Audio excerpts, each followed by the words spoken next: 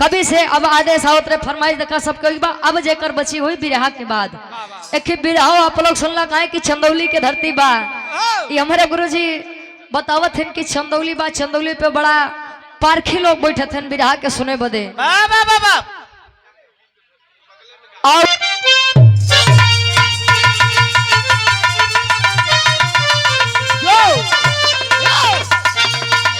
अब सवरी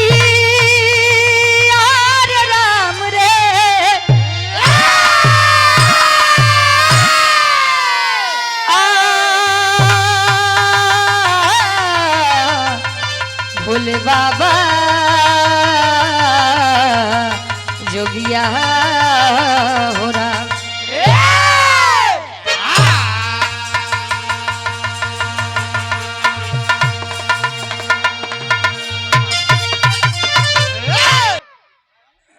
कहते हैं कि वीर किसी भी पथ पर चल दे तो या तो पथ खत्म या तो मार्ग मिल जाता है। ईश्वर यदि एक मार्ग बंद करता है तो हजारों मार्ग खोल देता है। गुरु का मतलब होता है जो अंधकार से प्रकाश की ओर ले जाए और सदगुरु का मतलब होता है जो अंधकार में ही प्रकाश को भर दे। पहलवान भैया हमारे बैठा है हमारे गार्जियन जी आप चंदन यादव पहलवान जी और हमारे मोछा वाले भैया रिंकू भैया। एक पहलवान का दायित्व क्या होता है एक वीर सपूत का जो फौज में भर्ती है उनका कर्तव्य क्या होता है हम लोगों का क्या कर्तव्य होता है। कवि जी 4 लाइन भूमिका के अंदर भाव देते हैं कैसे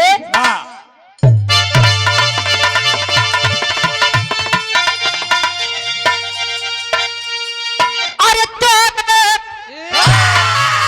वीर रणधीर शमशीर ले वीर को हीर नाजीर या हीर का लाल बोला अरे करके नमन जो बढ़ाए कदम दुश्मन के तन का है छाल खोला शान पर जान कुर्बान हंस कर दिए निशान भारत का जिसने न रुकने दिया औलाद फौलाद जल्लाद बन के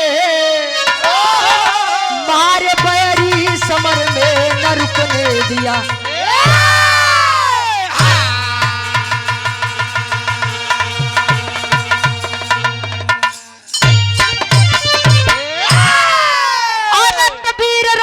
शमशीर ले तीर को हीर नाजीर या हीर का लाल बोला करके नमन जो बढ़ाए कदम दुश्मन के तन का है छाल खोला। हमारे पुरनिया का दादा एक बात कहा गुरुजी की जेकर जवानी आवत है तो चोकरत की आवत है तोरे अरे का हो आई जरी के वाह ए भैया बिरहा में कवि जी बड़ी मिजाजी गजल देते हैं कोनो लड़का अपने बेवफा सनम बदे कहे क्या कहे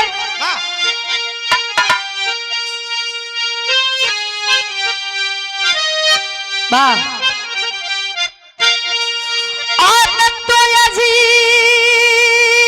अगर दिलवर की रुसवाई हमें आज मंजूर हो जाए अरे सनम तू बे वफा के नाम से मशहूर हो जाए सनम तू बे वफा के नाम से मशहूर हो जाए सनम तू बे वफा के नाम से मशहूर हो जाए। लेकिन वीरन खातिर कवि जी एक लाइन लिखते हैं कैसे वीर बाका बहादुर की समर में औरत जान चली जाए कसम भारत अरे माता की अलग पहचान बन जाए कसम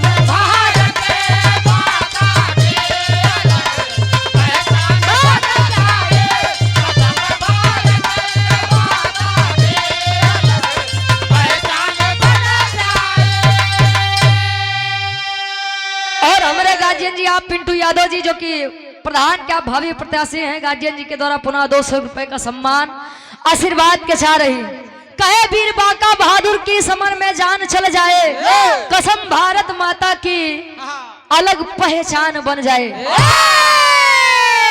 पहले के लोगन में ये जोर रहे कि भारत देश खातिर पहले कुर्बानी हम दे। आज के लोगन में सबसे ज्यादा बात तय बा कि कितना पाई कितना कमाई के। रिंकू यादव हमारे गार्जियन जी मोछा वाले पहलवान साहब वाह, ये 100 रुपए का सम्मान आशीर्वाद के चाह रही। जमाने का दस्तूर है गुरुजी, जितना पावत है उससे ज्यादा तक घूस लेते हैं। बुरा मत माना जाए, बाकी आप लोग जाना था कि आज के समय में सच्चाई का बा। एडवोकेट साहब हरेंग के लगे, वकील साहब जी के लगे रोज जाबा, रोज तारीख पे तारीख पढ़ियो, जौने दिन जेबा में 2000-4000 रख देबा। ठीक बा, तार मुकदमा फाइनल कर देबा। ई जमाना आएगी बा। बिरहा के कहानी के शुरुआत यार से बा, कभी जी जौहरी छन लेते हैं कैसे।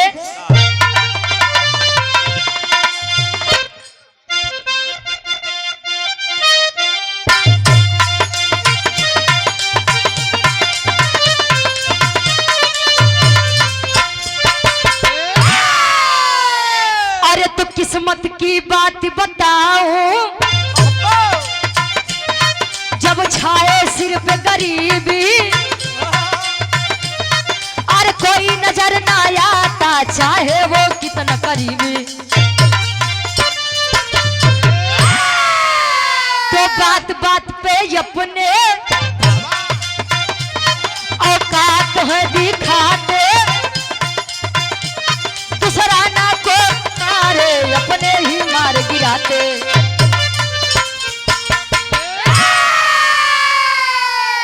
ए भैया, बाहर छिपे रावण को तो सब खोज लेते हैं, घर में छिपे विभीषण को खोज लीजिए, विनाश होगा ही नहीं। और एक बात हमार मान ले जाए कि केहू अपन केतनो खास हो, कबो भी अपन भेद मत बताया जाए। काहे से कि रावण जी अपन भेद विभीषण जी का बताते तो काहे विभीषण जी जाते हैं, काहे घर का भेदी लंका ढाए। ये बड़े अपन भेद केहू के नहीं बतावे के चाहिए।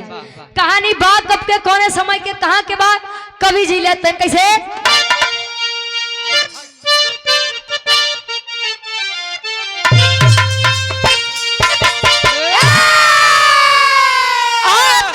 शहर कानपुर है याला,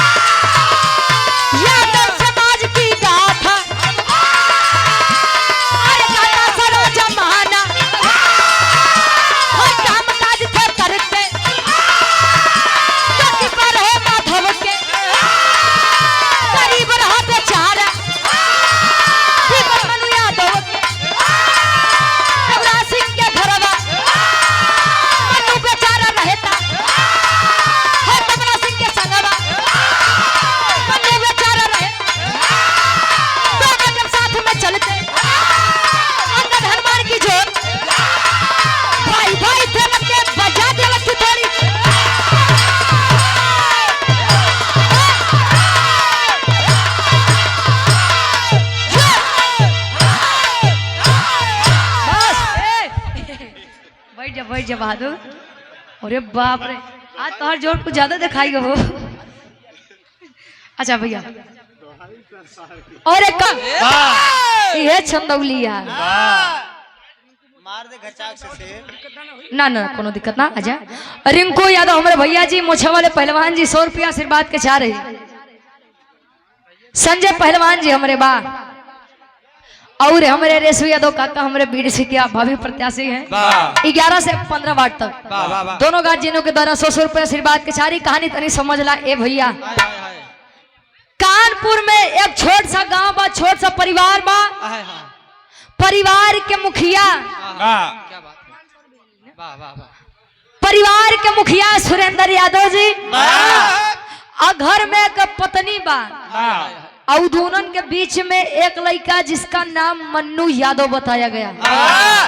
मन्नू यादव छोटा है बेटा 5 साल का, लेकिन मैं आपको एक बात बता दूं, खुशी के दिन बड़ा जल्दी बीत जाता, लेकिन गम के दिन बड़ा धीरे धीरे कटत है। सुजीत कुमार हमारे भैया जी जोड़ा की 5 हजमी से 100 रुपए। धीरे धीरे समय बीता है भैया। मन्नू यादव के सर से माता और पिता का हाथ उठा है, साया हटा है। माता पिता जब तक हमारे जिंदा होते हैं, हम कितने भी बड़े हो जाए तले हम लोग बच्चे कहलाते हैं। और माई बाबू अगर इस दुनिया में से छोड़ के चली जाए, लड़का चाहे 5 साल के हो, चाहे 7 साल के हो, चाहे 10 के हो, चाहे 12 के हो, उसी दिन से वह गार्जियन बन जाता है गुरुजी। खुद की जिम्मेदारी खुद के ऊपर ही निभाना पड़ जाता है। मन्नू यादव के माता पिता का देहांत हुआ, इस दुनिया को छोड़कर गए। जो लोग कहते हैं कि हमारा धर्म ही हमारे लिए सर्वोपरि है, उनके लिए बिरहा एक खास संदेश है कि हम पहले इंसान हैं, बाद में हमारी कोई जाति है, बाद में हमारा कोई धर्म है। गांव के एक मुखिया जिनका नाम रघुराज सिंह बताया गया, जात के ठाकुर थे। और मन्नू यादव जन्म करा था। कल्लू अहिर भैया कहाँ है? अच्छा है अहिर साहब। जात के लइकवा मन्नू यादव अहिर भा और ठाकुर साहेब बड़ा दिली इंसान है, बड़ा अच्छा व्यक्ति है। गांव समाज के लोग मन्नू यादव के हथवा पकड़ के रघुराज सिंह के घर में आए, कहे कि ठाकुर साहेब तू चाह लेवा तो लइकवा जी जाई, और तू चाह लेवा तो लड़कवा मरी जाई। मतलब इसका इस दुनिया में कोई नहीं, और जिसका कोई नहीं हमने सुना है कि ठाकुर साहेब उसका सहारा बनते हैं। तो आज से इस बच्चे की जिम्मेदारी आपके ऊपर है। तो रघुराज सिंह के धर्म पत्नी के नाम शारदा देवी, और दोनों के बीच में एक लड़का जिसका नाम कमला सिंह बताया गया। और कमला सिंह 7 साल का था। धीरे धीरे मन्नू यादव और रघुराज सिंह का लइकवा कमला सिंह धीरे धीरे जब बड़ा होते हैं, तले होत का एक लाइन गीत लगत बा। ये हमारे गुरुजी आप बिरहा सम्राट विजय लाल यादव गुरुजी के गीत बा। बड़ी बढ़िया गीत के लहावत है। कैसे?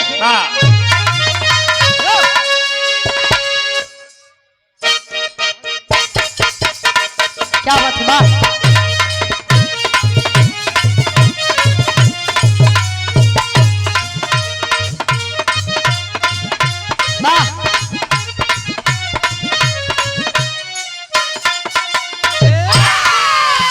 दुल्ही के रात गुरुजी सभी के जिंदगी में आती है ये रात, गोल्डन नाइट। कब हो? नहीं जनता का अब शादी ब्याह होता ले जाना है। कोनो दुल्ही अपने सैया जी से कहे, का कहे? चुड़िया चट चट फोड़ला हमारे नरम कलैया मरोड़ के, मनवाए राजा जी, आई हो मनवाए राजा जी, अब का खाटी के पाती तोड़ के, मनवाए राजा जी, अब का खाटी के पाती तोड़ के, अब का खाटी के पाती तोड़ के, मनवाए राजा जी। रघुराज सिंह का सगा बेटा कमला सिंह और उनका धर्म का बेटा मन्नू यादव धीरे धीरे बड़े हो गए, और दोनों बड़ा बढ़िया पहलवानी में रियाज मारे हैं। चंदन भैया रियाज मारे हैं। मुझे वाले भैया मेरे कहाँ है? अच्छा हाँ। तो दोनों रियाज माने। तो मन्नू यादव के एक आदत रहे, मन्नू यादव जब आया था तो 5 साल का था, और कमला सिंह 7 साल के रहे। तो मन्नू यादव 7 साल के लड़का कमला सिंह के अपन बड़ा भाई माने, और दंगल के माने में अपन गुरु माने। कुश्ती फनियाबा नाग पंचमी के दिन। तो इस बात का प्रमाण मिलता है कमला सिंह पहलवान से आज तक अच्छे कोई हाथ नहीं मिला पाए। तले 20 सभा से एक दादा निकलत है, उनका नाम सुखू दादा बताया गया। और ठाकुर साहब से एक बात कहे, का कहे?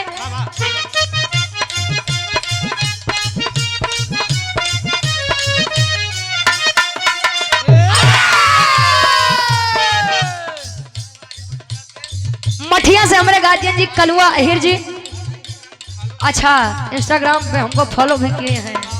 वाह भैया बहुत बहुत धन्यवाद। सोशल मीडिया पे बड़ा प्यार देते हैं, दुलार देते हैं, फेसबुक और इंस्टा के माध्यम से। कलुआ आई हमारे भैया मठिया की 500 जिमी से बहुत बहुत धन्यवाद आशीर्वाद के छा रही। अब वही आपको बोदेगा बैठी जा प्रेम वाह वाह वाह। और गीत हमका बड़ी बढ़िया लागत है। खैर बिरहा पे आप लोग ध्यान दा। सुखो दादा भीड़ से बाहर निकले और तले रघुराज सिंह ठाकुर साहब से एक बात कहे सभा में सुखो दादा बोलत कहिया एक बयान हो पागल बजनता हो पागल बजनता लड़ी है दोनों पहलवान हो पागल बजनता लड़ी है दोनों पहलवान हो पागल बजनता लड़ी है दोनों पहलवान हो पागल बजनता लड़ी है दोनों पहलवान हो पागल बजनता। निकले हैं सुखो दादा तले ठाकुर साहब से कहे कि का ठाकुर साहब का एक मर्द के हाथ ही बार बार मौगन के हाथ में देता यार मतलब कि अरे यार तोरे घरे खुदे दुई वीर पैदा भा तहार सगा लइकवा कमला सिंह और तहार धर्म के लइकवा मन्नू यादव काहे ना उ दोनों के लड़ाई देता दंगल देखे में लोगन के मन और लागी। ठाकुर साहब कहे हाँ यार ये तो बड़ी मार्के की बात आप किए हैं। कल मन्नू यादव के सामने प्रस्ताव रखा जा रहा है बेटा मन्नू यादव तुमको कुश्ती में लड़ना है। मन्नू यादव खड़ा हो गया हाँ बाबूजी बोलिए किससे लड़ना है? तुम्हारे बड़े भाई कमला सिंह से। मन्नू यादव बार बार ठाकुर साहब को देखे कहीं बाबू पगलाई गया का कहीं बे पहले बतावत बा का बतावे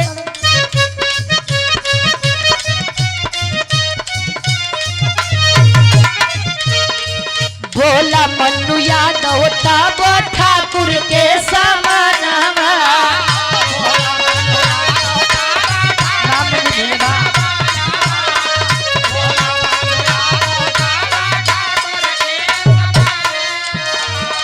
दंगल में गुरु लागे रिश्ते में वीरानवा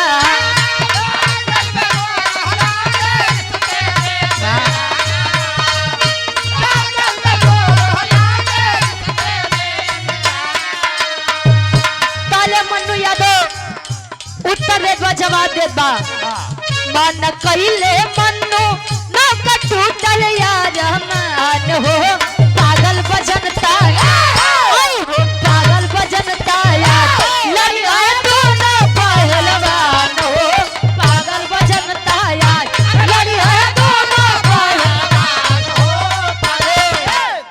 मन्नू यादव कह दिया अपने धर्म के पिता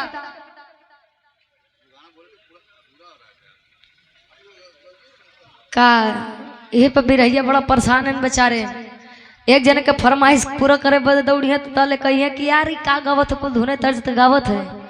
अब बिरहा के उ सुने बदे तैयारे नहीं बा बदनाम हमका लोग का करत है तो लोग हाँ अधूरा बा हमका पूरा करब परेशान मत हो लेकिन बिरहा हो ज्यादा। ए भैया ठाकुर साहब कह दिया कि तुझे लड़ना है तेरे बड़े भाई कमला सिंह से। हाँ ठीक ठीक ठीक कह दिए तले मन्नू यादव कहे कि पिताजी आप पागल हो गए हैं दिमाग खराब है आपका। जिनको मैं अपना आराध्य मानता हूँ अपना बड़ा भाई मानता हूँ और दंगल के मामले में मैं अपना गुरु मानता हूँ और हम उनसे चले युद्ध करे बदे तले ठाकुर साहब खड़े हो गए कहे कि ये लड़के अरे मैंने तो सोचा था कि मैंने अपने घर पर 2 शेरों को पाला है। अरे तरस तो मुझे अपने उस पत्नी शारदा देवी के ऊपर आता है। एक को शेर बना दी और एक को गीदड़ बना दी। मन्नू यादव खड़ा रहे बात जब तक अपने तक रहे तब तक तो ठीक बा गुरुजी लेकिन बात जले माई के ऊपर आए ताले लइकवा खड़ा हो गया कि बाबूजी कन्हैया बल्टारा से सॉरी कन्हैया बल्टारा जी मौलानापुर से। अच्छा ये हमारे मुन्ना भैया क्या आप चाचा है हमारे गार्जियन जी 151 रुपया आशीर्वाद के चाह रही और जो लायक लड़का बा बात अपने तक रही तले झेली लेकिन बात अगर माई बाबू के ऊपर आ जाई तो नहीं झेली। खड़ा हो गया मन्नू यादव और कह दिया अपने धर्म के पिता ठाकुर साहब से का कहा बा एक लाइन गीत लगत बा भाव नहीं के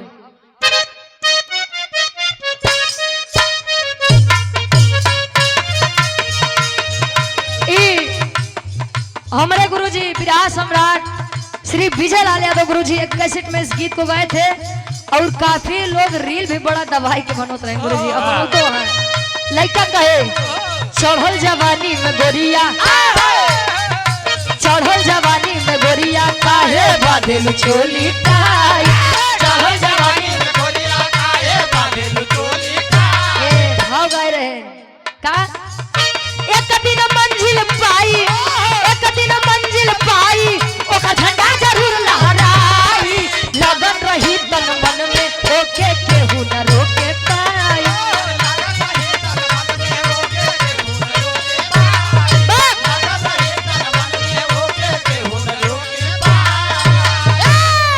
और आप भेटे के गार्जियन जी हमें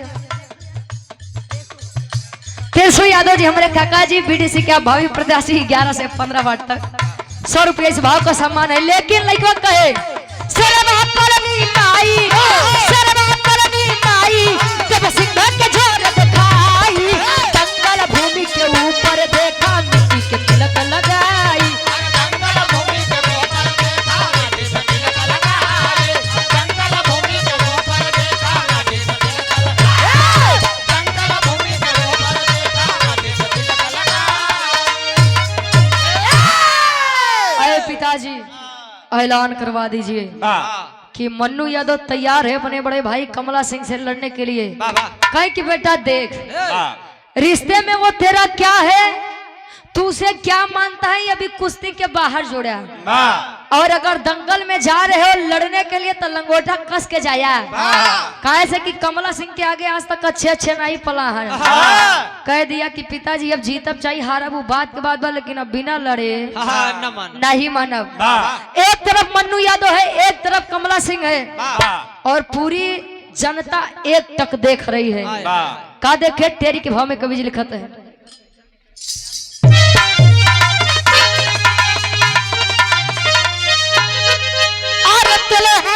ललकारे जमके, ललकारे जमके भिड़े दोनों योद्धा ये पलक प्रजा निहारे, अरे निहारे, अरे निहारे।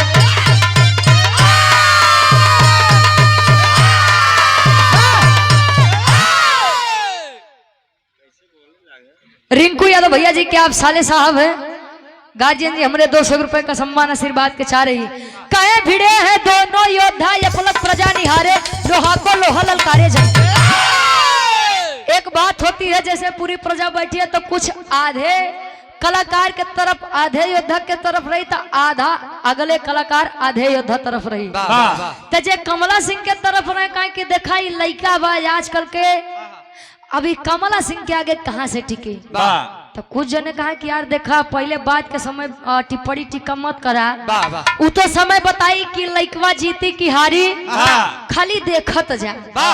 सभी लोग अपलक, अपलक का मतलब कि नजर बिना झपकाए देख रहे हैं, पलक बिना झपकाए।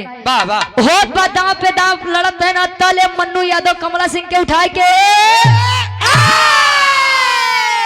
जले पटकट बा, चारों तरफ तालियों की गड़गड़ाहट होने लगी। वाह बेटा वाह, वाह मन्नू यादव वाह, धन्य है से माता पिता जिन्होंने तुम जैसे वीर को जन्माया है, वीर को पाला है। वाह बेटा वाह, ऐसा तो माई तो पैदा किन। वाह बेटा वाह, वाह रे बहादुर, हाँ धन्य तुरे माई बाबू। ए भैया सभी लोग कह रही है कि बेटा चलो कम से कम कमला सिंह के दहशत तो मिटाया कि चला कौनो तो वीरबाजी इनका धूल चटाई सकत है। चारों तरफ मन्नू यादव हो रहा है और सोचिए ये होता है धर्म। सगा बेटा था कमला सिंह रघुराज सिंह का, लेकिन जरा भी गम नहीं हुआ कि मेरा धर्म का लइकवा ओके पटक दिए बा। खुशी है कि मेरा धर्म का बेटा लायक है, चल दिए लेकर। शारदा देवी की आवाज देते हैं शारदा बाहर निकलो पगली, तहार लइकवा रण में विजय प्राप्त करके आए बा। निकली है माँ आरती की थाल लेकर, आरती उतार रही है और तले कमला सिंह घुसियाई के बने कमरा में गबा। माई पहुंचत बा खाना लेके, तले होत का बिरहा के आखिरी गीत लगत बा।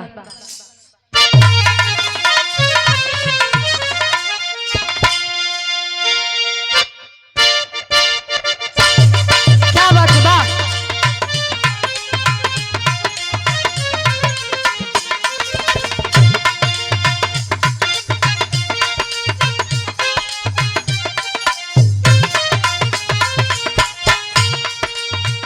लड़का कहे इश्क में तो हर चीज मिट जाती है, इश्क में तो हर चीज मिट जाती है, इश्क में तो हर चीज मिट जाती है।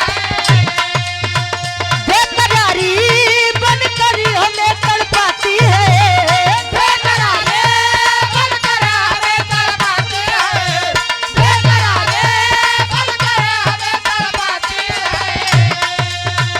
इश्क में तो हर चीज मिट जाती है, बेकरारी बनकर हमें तड़पाती है। याद याद याद बस याद रह जाती है, याद याद याद याद याद याद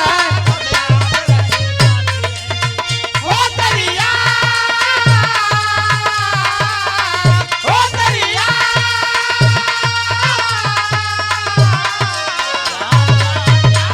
बस याद रह जाती है, याद याद याद।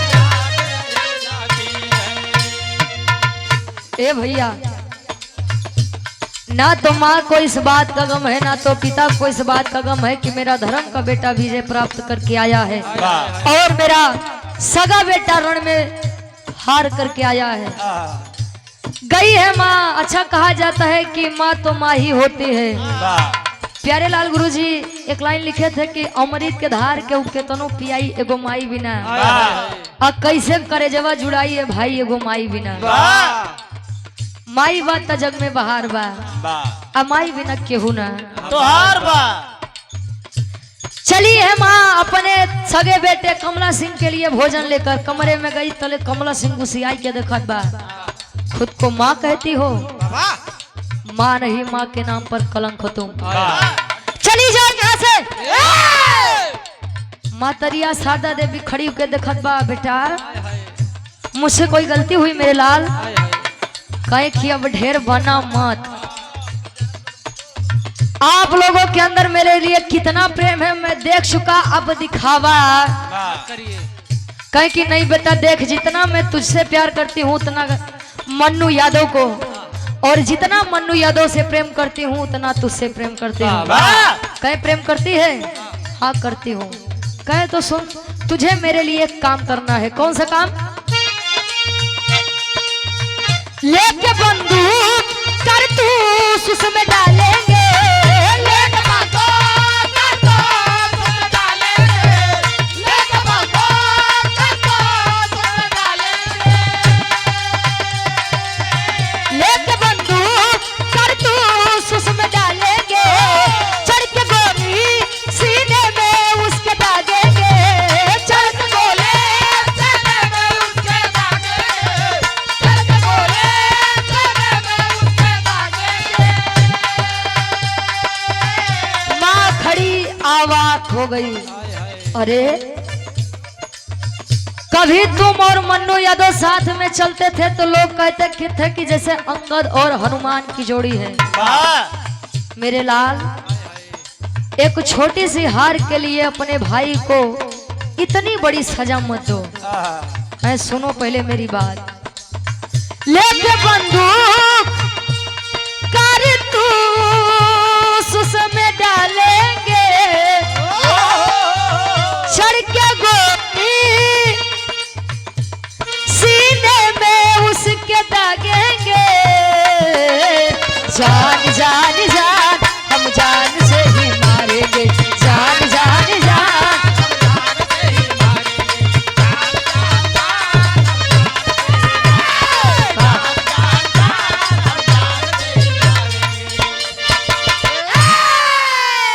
लेकर यहाँ मन्नू यादव के मेरे सामने।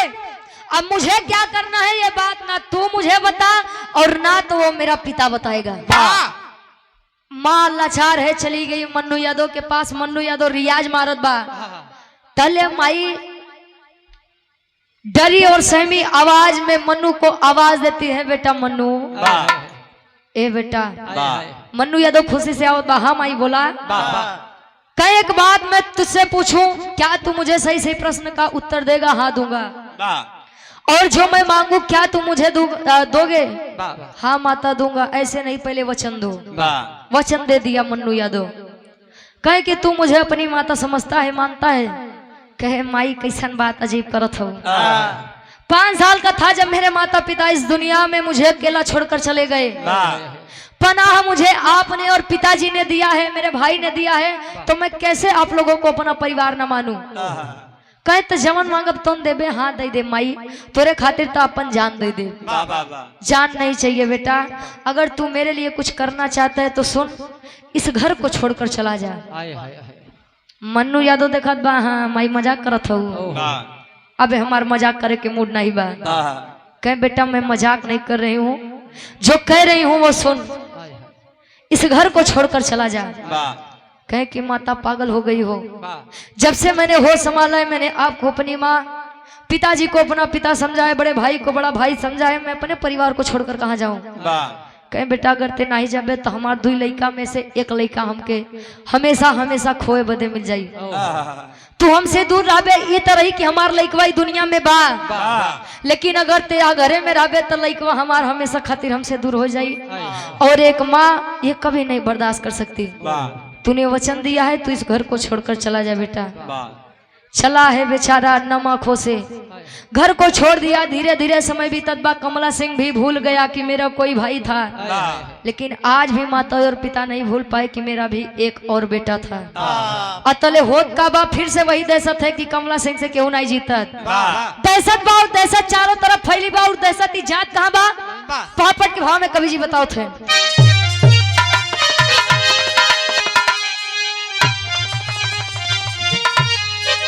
अरे मछी है कुश्ती बज गया अब डंका शंका मनवा में। अरे मछी है कुश्ती बज गया अब डंका शंका मनवा में। तब कमला सिंह है बन गया रणबंका शंका मनवा में। कमला सिंह है बन गया रणबंका। क्या बात है, क्या बात है।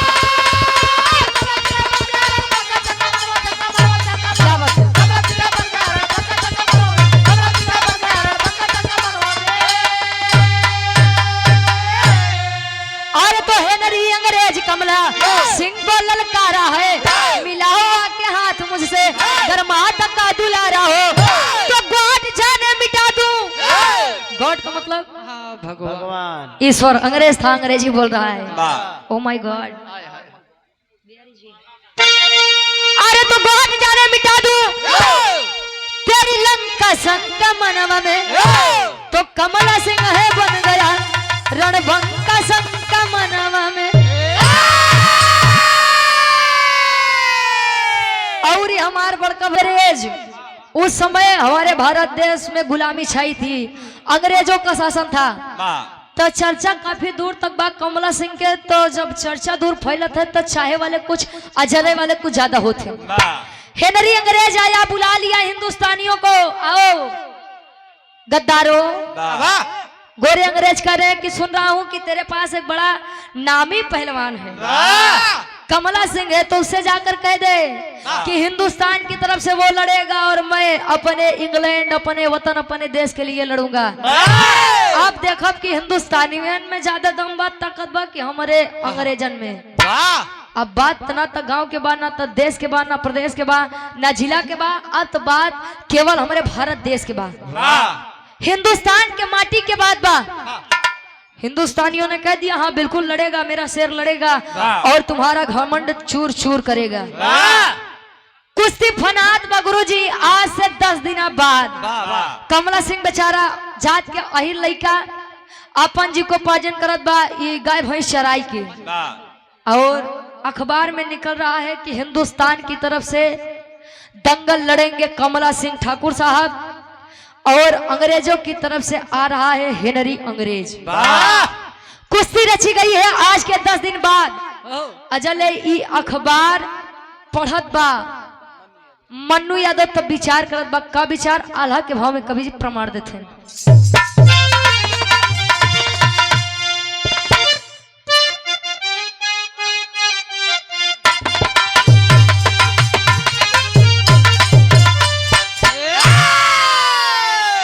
10 दिन बाद रचल कुश्ती वही भूमि।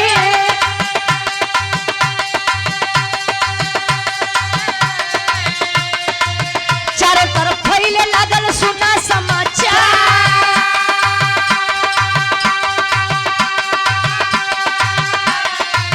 मन पहलवान तब गैया के चरावत रहले।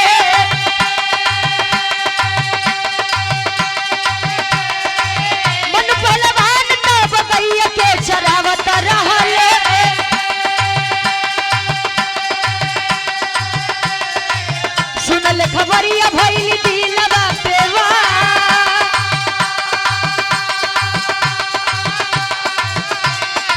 सोचे गुरु कमला सिंह से लड़ी जब मुदैया।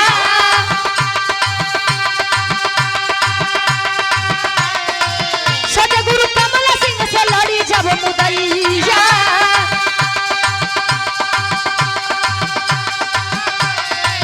राम जाने जीत हो या हो हार।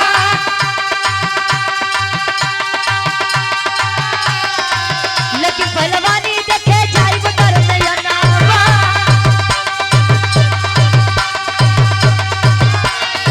लेकिन पहलवानी देखे जाइब कर नयनावा।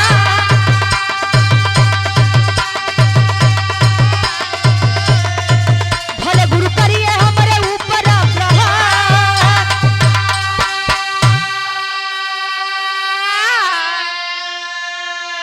सोच रहा है जब हमारे गुरुजी हम ही से नहीं जीत पाए ताले वो हेनरी अंग्रेज से का जीते हैं। अब पता नहीं इस युद्ध में इस दंगल में जीत मिलेगी कि हार मिलेगी। और कुछ भी हो जाए मैं अपने हिंदुस्तान का नाम नहीं खराब होने दूंगा।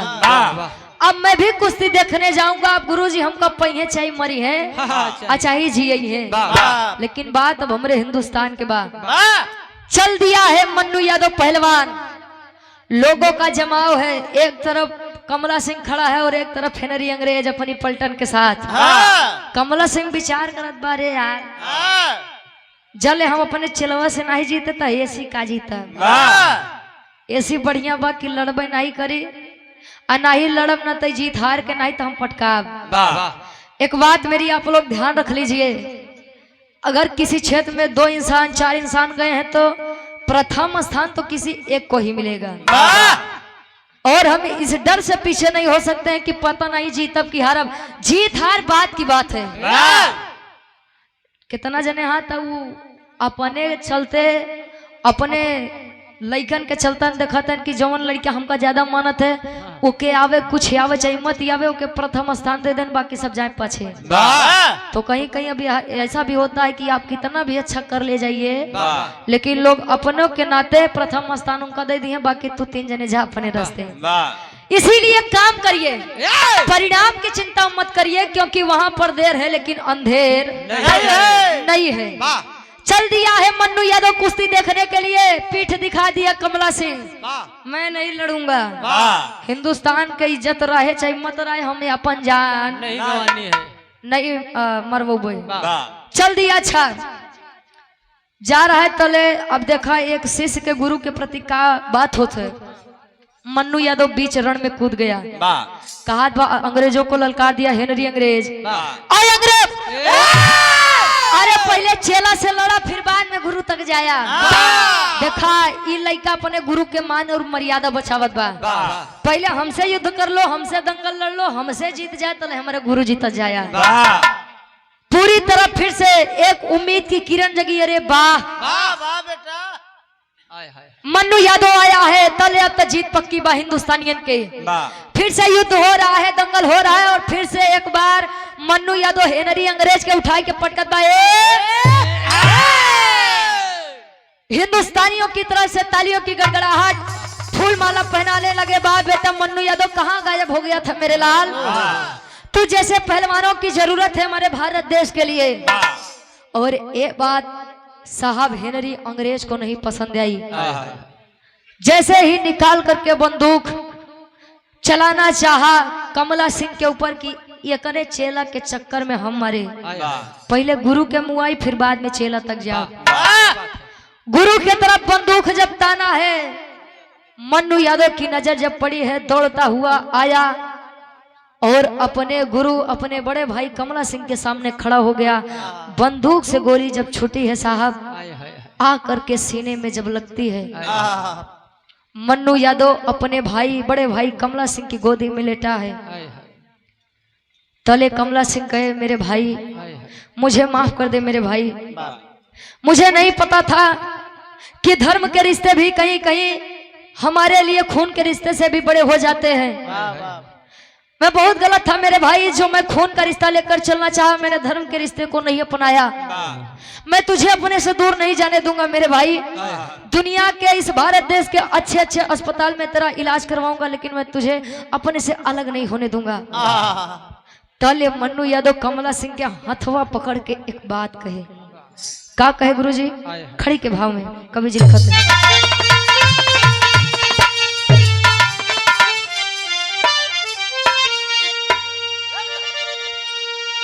अरे तगोनी लागल बा हमरे,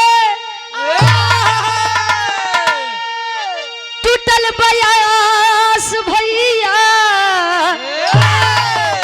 रो करके कह रहा है, मेरे भाई मैं अपने हिंदुस्तान की इज्जत बचाने वाली रण को तो जीत गया, लेकिन मैं अपनी जिंदगी की बाजी हार गया। मैं अब नहीं बचूंगा, और अगर आपने मुझे माफ कर दिया है तो मेरे लिए एक काम कर दीजिएगा। कौन काम? अरे तगोनी लागल बा हमरे, टूटल बयास भैया। तो हमारे माई के देखैया हमारी लाश भैया।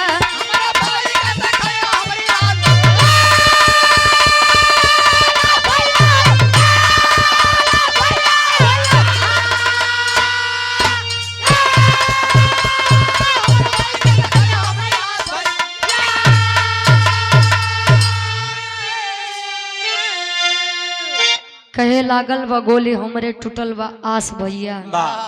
हमरे माई के देखैया हमारी लाश भैया। मेरे भाई, मेरी माँ ने मेरी बड़ी सेवा की है, मुझे संभाला है, और जब मुझे उनके लिए कुछ करना पड़ा तब मैं उनसे दूर चला आया। मेरी इच्छा थी कि मैं जीते जी एक बार अपने माता पिता अपने बड़े भाई से मिलने जाऊंगा। वो दिन तो मुझे नसीब नहीं हुआ, लेकिन मैंने अपने बड़े भाई को जीते जी एक बार फिर से गले लगाया है। अब रह गई बात मेरी माता और मेरे पिता की, तो उनके लिए एक लाइन करिएगा। क्या? अरे जीने गया नहीं कई पवली हम सेवा, कर जाना चुकाया मैं खिलाई जो कलेवा।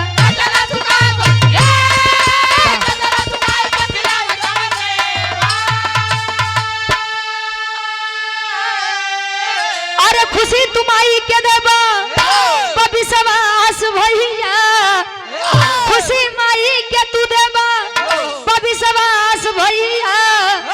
तो हमारे माई के देखैया हमारी लाश भैया। ऐ भैया, इस भाव का सम्मान है हमारे गार्जियन जी, आप बड़े भैया चंदन यादव पहलवान जी दरियापुर चंदौली की पावन सरजमी से बड़े भाई के द्वारा हजारों हजार रुपए का सम्मान। और हमारे गार्जियन जी आप अरे सुका का हमारे गार्जियन जी बीडीसी के आप भावी प्रत्याशी हैं। दरअसल इनके नाम में कई नाम बना है। 11 से 15 तक वार्ड संख्या से हमारे गार्जियन जी बीडीसी के भावी प्रत्याशी हैं। 100 रुपया आशीर्वाद के चाह रही। कह दिया कि मेरी लाश को मेरी माँ को दिखा देना मेरे बड़े भाई, और अगर आपने मुझे हम बना ले, अगर आपने मुझे मना किया है, माफ किया है, तो मेरी माता और मेरे पिता की सेवा जिंदगी भर करिएगा। मैं आप लोगों को एक बात बता दूं, आजकल की दुनिया बड़ी दिखावटी हो गई है साहब। जले माई बाबू जिंदा रही है, तले माई बाबू के कदर नहीं बा। और जोने दिन माई बाबू दुनिया छोड़ के चल जाएंगे तो एक बार फेसबुक इंस्टाग्राम यूट्यूब पे तो लोग बड़ा पोस्ट और कमेंट करे लगे कि आज हमारे पिताजी हम लोगों के बीच से चले गए, मैं उनको बड़ा याद कर रहा हूँ, ऐसा है वैसा है। तो दिखावे कि दुनिया से बाहर निकल के अपने माता और पिता की सेवा और सत्कार कर लीजिए, कहीं जाने की जरूरत नहीं पड़ेगी। इतना कह करके हमेशा हमेशा के लिए अमर हो गया मन्नू यादव। इतिहास के पन्ने पर अपना नाम अमर करके चला गया। ये आजादी कुर्बानी मांगती है और इतिहास सदैव वीरों का गाया जाता है और वीरताई गुरुजी हमेशा खून में पाई जाती है। क्यों चाह ले तब वीरताई जाके दुकान से खरीद ले तो कहीं खरीद ले का नहीं खरीदी। इतना कहकर दम तोड़ दिया और लेकर चला है कमला सिंह अपने बड़े छोटे भाई मन्नू यादव को और आवाज दिया, माँ आपसे मिलने आपका बेटा मन्नू यादव आया है। जौन मातारी सुनत रही कि भाई के मार दे, वो मातारी सुनत बा कि लइकवा मिले बरे आए बा। माता पिता सब काम छोड़कर दौड़े हैं और देखते हैं तो मन्नू यादव सफेद कफन में लिपटा हुआ है। इसीलिए सम्मान करिए उन वीरों का जो हमारे भारत देश के लिए कुर्बानी देकर गए हैं। आखिरी में खन्नान के परिचय बा। गुरु बिहारी गुरु गणेश गुरु राम लाल मोरबा का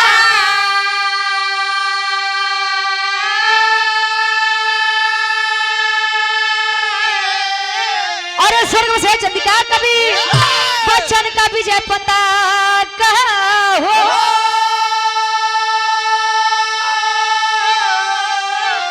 अरे तो लोहा को लोहा ललकारे झमके गावे रुचि याद पूजा करे कलम के।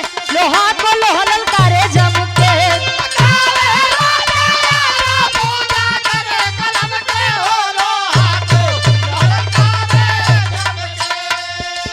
देख तेरे संसार की हालत, देख तेरे संसार की हालत क्या हो गई भगवान। कितना बदल गया इंसान, कितना बदल गया इंसान। और ये हमारे पुनः हृदय के गार्जियन जी त्रिशु यादव काका जी बीडीसी के भावी प्रत्याशी वार्ड संख्या 11 से 15 तक 100 रुपए का सम्मान और 200 रुपए। हमारे गार्जियन जी आप पिंटू यादव जी हमारे गार्जियन जी जो कि भावी प्रधान पद के आप प्रत्याशी हैं।